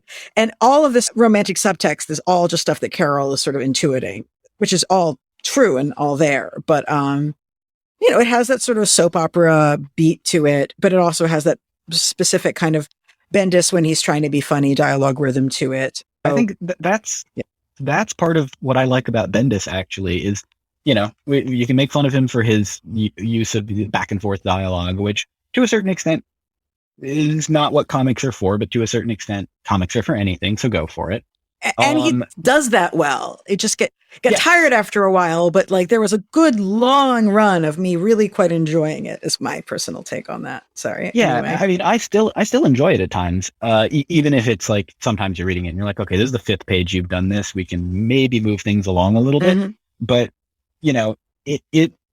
what he's good at is finding ways to make the dialogue, even when it's funny, even when the point is that he's making a joke, he makes it do work. Like you were saying, it's a question of, is it okay for Echo to team up with or fall in love with Moon Knight? It shows that they care about her. It shows that they understand her. It shows that they understand him. Luke Cage saying like, is it?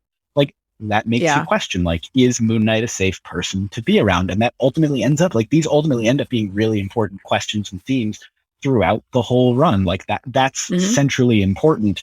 And you wouldn't know it from the dialogue being jokey, but these are concerns that exist. And it's something that people do and will joke about in real life, but it's not treated as like, okay, this is a joke and therefore has no bearing on the plot of the comic. Like it is ultimately very important plot information as well.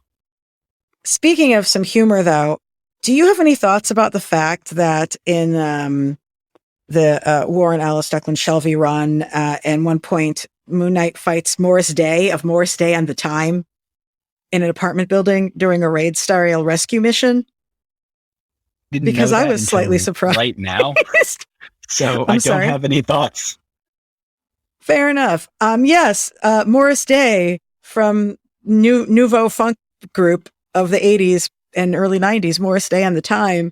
That's definitely Morris Day, that guy in the purple suit with like the slick fade and the 3 stripes shaved into his hair with the 2 golden knives. Like that's literally just like, and now Moon Knight will fight Morris Day.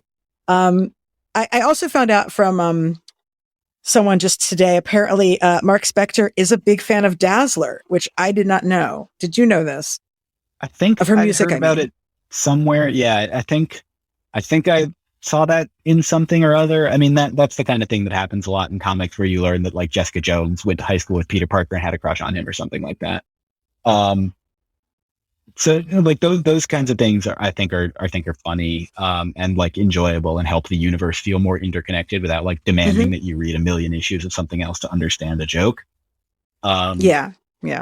And I mean, I don't mind references to real world people, whether it's sort of visual references or, naming streets after people. I mean, in Batman comics, it can get a little ridiculous when every street and every building is named. It's like Finger Avenue and you're reading through it like Sprang. I get it. He's like Arpaio Street. Yeah. Exactly. Because they eventually you like run into things where it's like, okay, that guy did maybe 3 issues of Batman in like 1972. No one's going to remember that. But I don't mind those things in principle, I suppose. And so that's what that feels like to me, that Moon Knight, Morris Day reference. Yeah. One listener question that I want to make sure we hit for sure is, let's talk about the suits. Let's talk about the outfits. A friend of mine was like, don't love how he looks like he's in the KKK. I'm like, I guess, but if you're drawing his cape right, he really doesn't. But we all sort of had a sudden ooh moment when Declan Shelvey like introduced him in that very Elijah Snow from the Authority style white suit that we see introduced for the first time, in the in the Warren Ellis Declan Shelby run of the series. So in terms of Moon Knight costumes, there's like subtle variations before that. I think the only big costume change, like major, there's a couple, but the major costume change in early Moon Knight is when he goes from in his first appearance in this costume designed by Don Perlin for Werewolf by Night that he keeps for his first few stories, his cape connects to his wrists and he can use it to glide. So that way he doesn't have to like hold it to do that. He can just sort of put his arms out. His hands are free.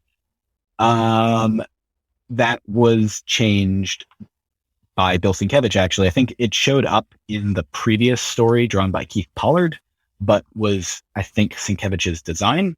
Either that or he was the first one to like just draw that from the beginning of a Moon Knight story. It's sort of associated with him anyway. And so it was changed to the sort of crescent-shaped cape that we're more familiar with as the classic Moon Knight look. Then the other big change is that the costume was originally made out of silver so that he could fight like a werewolf. And then ultimately, it was always colored as like white with blue highlights, which makes sense. Limited coloring technology at the time. Yep. But it was always described in the captions as black and silver by Doug Mensch. And then ultimately it being colored white for like 20 years, it's described as being a white costume in the early 2000s. And that's sort of another big costume change. And then, like you said, the suit, Mr. Knight costume, he wears a suit in an issue of Warren Ellis's Secret Avengers drawn by Michael Lark from a few years prior, or like a year prior to the Shalvey Ellis run. But it's slightly different in execution and in terms of its significance, the Mr. Knight identity being the one in the suit versus just Moon Knight wearing a suit. So Lark and Shalvey sort of both get credit, I would say. Shalvey's version is definitely different between the raid issue where he's got the like drive-in gloves and then sort of just because it shows up in the first issue, but it's very specific. It's more put together, and he like sheds layers, and you can see like a vest and the various other things in the later issues. That one sort of captivated people. I talked at length about on Twitter about it when they revealed that look for the TV show, because I wasn't a big fan of the poster, partly for the reason that I think Shalvey's costume is extremely like minimalistic. It's just like clean white suit, 3-piece suit, single breasted. Like it's very clean. It's got very few flourishes. It's got like moon shaped buttons on the cuff, and that's about the only flourish it has. Versus the show version where it's like, it's got all these patterns in it. It's double breasted. They've got their reasons for that. I'm sure that it fits better with the show's overall design aesthetic. The big departure is that in the Shalvey and Jordi Belair art for that run, Moon Knight's costume is only white and black. There is no gray tone. There is no hatching. It's just pure, clean, bright white. Everything else is, has gray tones and like ink washes and things like that to give it some texture. But the suit is pure stark white, which creates this really cool effect where it like pops off the page. And then when you look at the TV show, it's got the same sort of like gray, brown lighting influences from the rest of it. And I think that's the big thing for me, is that it's not as like bright and poppy in the show as it is in the comic, which is why I think it was so sort of shocking to people when that run first came out, is that it's like visually very stark. And he feels like he's sort of coming right off the page in a really great way. Well, it definitely has to do with the way it's drawn also, like with the gloves and when the sleeves come up and it's like hot, right? Like there's an element of sexiness to it that is such a left field kind of a thing from what we'd been seeing with him, for some of the other recent stuff. But, but the Elijah Snow outfit thing kind of was like, oh yeah, like he has an interest in people with that kind of, from the authority. He has an interest in like putting these guys in these white suits. It's like a thing. Yeah. I think, yeah, definitely. Like there is an element of it where I think the sort of attractiveness of it, like I know I'm a big fan of like classic men's fashion, so it totally spoke to me as well. In terms of like, okay, what does Moon Knight look like as a character in the 21st century? But also in terms of like, how can we make Moon Knight appealing, both, sort of like visually appealing and like sexually appealing.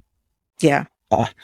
And also I think it's sort of, it re-emphasized the idea, like you said, that Moon Knight has a job. Like he's got a job, he wears a suit, he consults with the police, and then he goes and beats someone up. Like, okay, he's still beating people up. He's still a superhero, but at the same time, like he's going to work, he puts on his suit and he goes to work. And it's also just sort of the off kilter. Like if you're trying to indicate that someone's like not 100% on the same page as the rest of the world, having him like fight crime in this clean white suit, like obviously that's going to get messed up. That's a terrible decision practically, but he does it anyway because he creates a particular impression. And so it's good storytelling. It's attractive, visually and physically. And it sort of helps reframe what Moon Knight is doing from standard costumed adventurer stuff to more like, this is my job.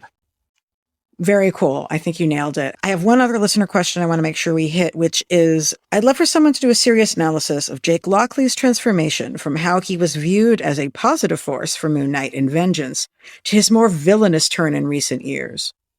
Do you have thoughts about that?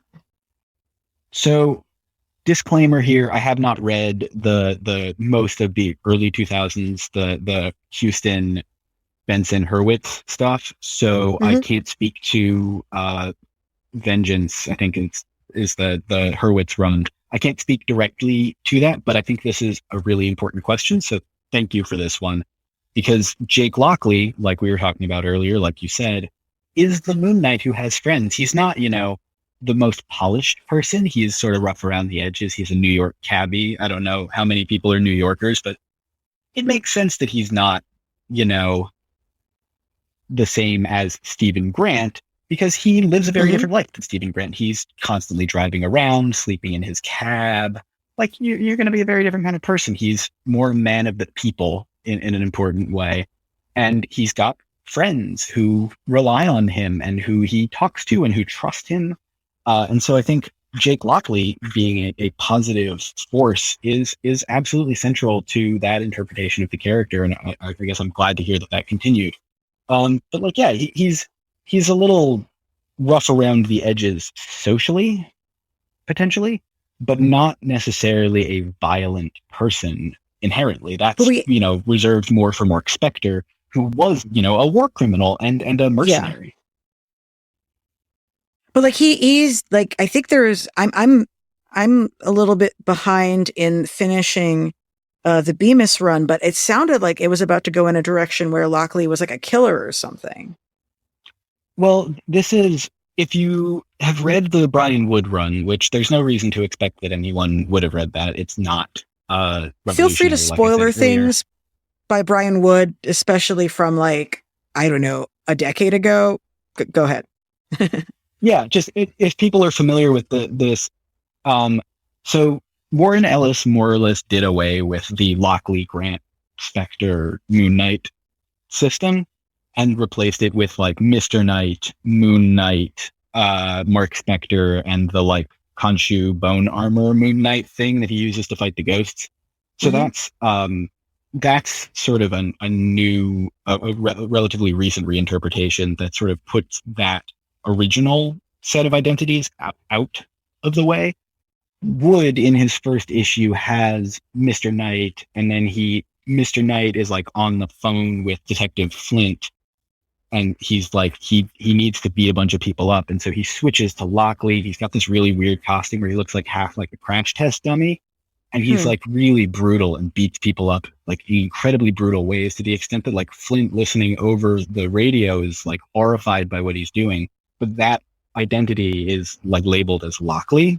And I think it might be just the classist assumption that working class cabbie means more violent, or there might have been an attempt to sort of incorporate the old identities into the new ones. I'm not 100% sure what the decision-making was there, but I think that was an early part of it where, Lockley being sort of working class, blue collar, not the most quote unquote educated or put together, like translated into him being violent, unstable. And I think, like you were saying with the Bemis run, like, do you need me to spoiler the Bemis run, or can we talk about that? It's fine.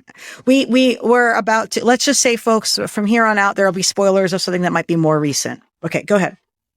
Yeah, so for the Bemis run, I mentioned that Marlene and Mark had a daughter together and that she moved away and raised the daughter on her own. But it's ultimately revealed that she missed Mark so much that she would call him over while he was Jake. And so Mark doesn't remember any of this, but Jake came over and they would sleep together, and she was essentially cheating on Mark with Jake because she missed him. And so the daughter grew up with Uncle Jake around, but not with her father.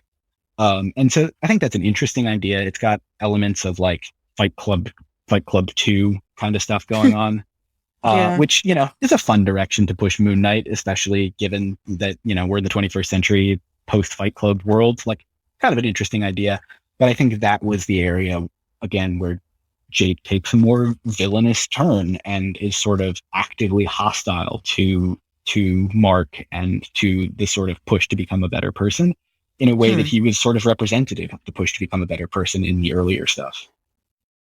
Yeah, that is a pivot. And I think it's a good take. And I does have to make you wonder if there's certain class-based assumptions around who gets to be good.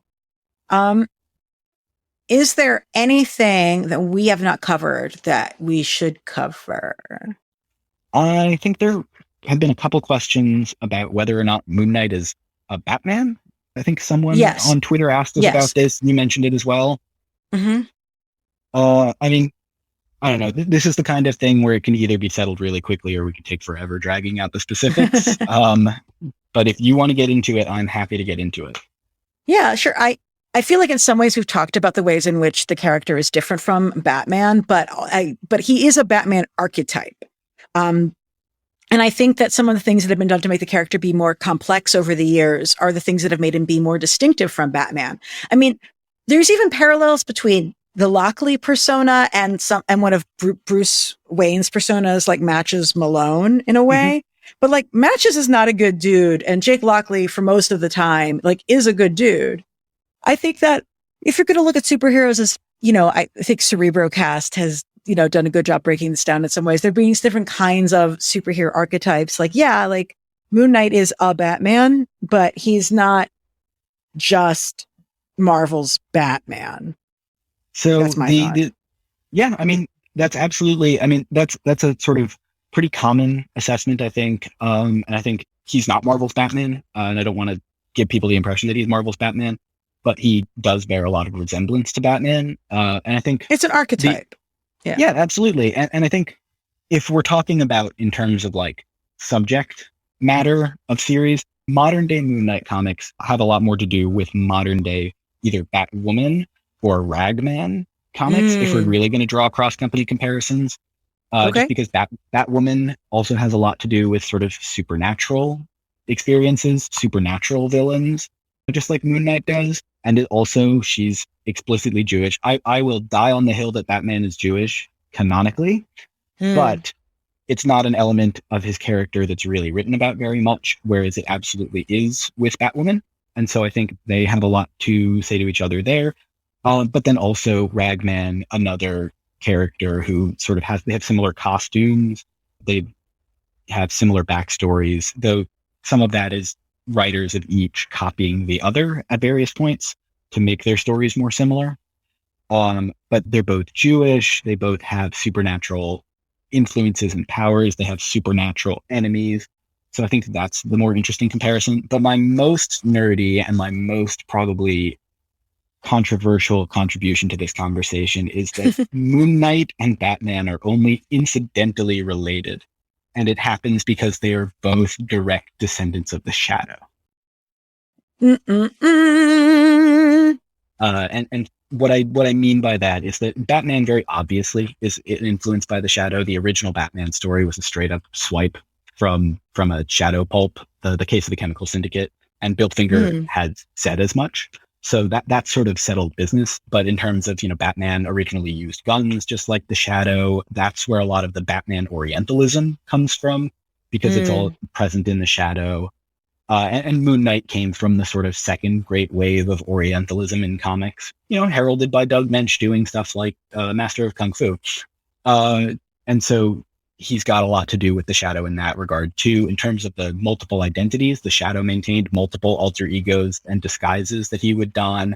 In terms of having an information and support network, the Shadow absolutely had that, too, just like Moon Knight did. Supernatural villains they share. I think Moon Knight has a lot more to do with the Shadow than present day Batman. Like 80s Moon Knight has a lot to do with the Shadow. He's moved away from that influence as it become more about the mental illness and the religion and less about the sort of pulp hero roots of the character. So both Moon Knight and Batman have moved away from that. But I think that's where that shared influence comes in, is that they're both influenced by those pulp stories. And that's where they get a lot of their sort of creative DNA. That's a great insight. Thank you. I think, I don't know if you or somebody else had said that there's the continuity with Ragman. I mean, they're both Jewish. I don't know. Do you have thoughts about the Ragman comparison? So this is something I've thought for a while, and it's not something I'm alone in thinking. The costumes being very similar, that's something that's always been there, and I have to chalk that up maybe more to coincidence. The Ragman is an earlier character, sort of. The creation history with these guys is ridiculous, because like the current Moon Knight definitely comes after like early Ragman, but like earliest Moon Knight, earliest Ragman are like around the same time, though it's hard to say which direction the influence ran, but then things change, or it's confusing. But anyway, the point is that they're visually similar. Neither of them was originally Jewish, but both of them were made Jewish later. I don't remember what order that happened in. I think it might have been Moon Knight first. But I think part of the problem with that comparison is that even Moon Knight, having, only recently come into his current wave of popularity and having, being someone character, like people will know about Moon Knight now in a way that they might not have 15 years ago. Ragman's not a character that anybody really thinks about. He's very much sort of like, if you're like really into like old Joe Kubert art, you're going to be like, yeah, Ragman, but like nobody else talks about Ragman. And so it's hard to make that comparison stick, because you're going to be like, Moon Knight's Marvel's Ragman, and people are going to be like, what? Who? I still have to send you the Jonathan Lethem column of the top 5 most depressed superheroes. This is a column he wrote for Details magazine in like 1999 that just stuck with me as being the fucking funniest thing ever. I clipped it out of the magazine and like had it on my dorm wall. And he has a really hilarious and amazing take on Ragman, and that I will share with you.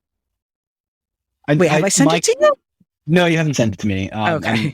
I would like to see it, but my curse is that I'm a big fan of all these like cloaked characters. If they've got like faceless masks, or they wear flowing cloaks, like Moon Knight, Ragman, Shadow, Question, like any of that, I'm a sucker for those. So I have read more Ragman comics than the average person. Still not that many, because there's not that many, but more, including the recent Ray Fox, Inaki Miranda run that redoes Ragman's origin and makes it very similar to Moon Knight's origin. Oh, wow. That's weird. So there's sort of a constant back and forth between those two characters, way more so than with Batman, I would say, because if you're cribbing from Batman, people are going to notice. If you're stealing from Ragman, people are going to be like, oh, look at this brand new and innovative thing that you're doing, even though it's been done elsewhere. Yeah. Well, thank you so much for joining me. I am, hoping for the best of the TV show, but not really sure what to expect. I fully presume that the show is unaware that people can be both Jewish and Latino. And also that Oscar Isaac is Jewish and Latino himself. So I fully expect that aspect of his character to be completely ignored. But we shall see. Do you have any hopes, thoughts, or about that coming up? So I have some thoughts on the question of casting Oscar Isaac. I think absolutely the idea that you can be both Jewish and Latino, like that shouldn't be a contradiction, but so many people assume that it is. And in terms of casting specifically Oscar Isaac, my understanding of that is that it seems very much like they cast the least Jewish person that they could defensively argue was Jewish. Because it's in his ancestry, but he talks specifically in interviews about how he was like raised very Christian. And so like, it's not his experience at all. And so maybe he could play someone who is who's like ancestrally Jewish, but to play the son of a rabbi, I think probably demands a little bit more firsthand knowledge of Jewish life. But ultimately that's not going to stop me from watching the show. I'm a big fan of Oscar Isaac. And I think that Benson and Moorhead, from what little I've seen and from what I've heard about their other projects, are really cool, upcoming, like sort of rising star horror creators, directors. And so I'm excited to see what they bring to the table as well. And what really has me concerned is the fact that it is 6 episodes at like half an hour per episode. That doesn't feel like a lot of time to develop a whole new character and his mythology. I could be wrong about that. I saw that in one place. I think there are 6 episodes, but they might be an hour. Don't quote me on that. But it part of my problem with some of these Disney Plus shows is that they just do not give the teams the space to develop the stories. And these have so far been with characters who we knew already, who you didn't have to introduce their whole deal. And so I am a little worried that we're not going to be able to get a satisfying story out of the 6 episode series. More so than I am worried about the questions of Oscar Isaac's Jewishness or the creators of the show. Though I will say that having talented actual craftspeople working on a Marvel project does not guarantee that. Well, it doesn't guarantee that the studio won't come in and screw things up. So very true. Entirely possible that this is another bland Marvel project that has any ounce of life sucked out of it by production mandates. But at the same time, it's got all the ingredients to be something really cool and special. And so I have to at least be cautiously optimistic. And whatever it is, we know it won't be adequately gay. So there's also that fact. Yes, that is ultimately the issue. So tell our listeners where they can keep up with your awesome work. So if you are interested in my opinions about comics, you can find me at Lee Kassen, Leekassen on Twitter, where I am absolutely insufferable because I'm constantly talking about comics. And wonderful. That's how we met. We did not meet by running into each other at the grocery store. We met indeed on Twitter. If you are not interested in my half-formed thoughts, you can find me in more fully formed style on comicsbookcase.com, where I write the regular Comics Anatomy feature and edit other people's contributions both to that column and to whatever they want to write about. I write particularly about visual storytelling and narrative techniques, but we cover all sorts of comics-related things. And occasionally, if you follow my Twitter, I'll mention that you can find me elsewhere. I've written for Panel by Panel and 2000 AD, also about comics, sort of the nitty-gritty of comics storytelling and some sort of cross-media comparisons. But thank you so much for listening. Hope that you learned something about Moon Knight, and maybe you're going to pick up a new comic. Fabulous. Thank you. I guess I should give one thing, which is that I have not read the one on Marvel Unlimited with Smallwood on art and Jeff Lemire again. So I have a suspicion that it's probably good, and we'll probably be checking that out. Didn't mean to interrupt. The inside scoop with that one is that it is just the original Lemire Smallwood run reformatted for the vertical scroll format. So if you are a fan of Webtoon and haven't checked out the Lemire Smallwood comic, that might be for you. Oh, wow. Okay. Well, there you go. That is an interesting thing to do. And that comic would be really interesting in a vertical format. Huh. I can feel it. Well, as for me, I am on Twitter. A little bit too much, perhaps. ELANA_Brooklyn. We will probably be covering this Moon Knight show on the podcast, most likely. I'm not going into movie theaters, especially because people aren't wearing their fucking masks. So you'll have to wait for my Batman coverage till that movie is available to watch at home. But I have an interview with a really amazing Marvel Comics writer coming up very soon that I can't wait for you all to listen to. And as we like to say, keep it geeky.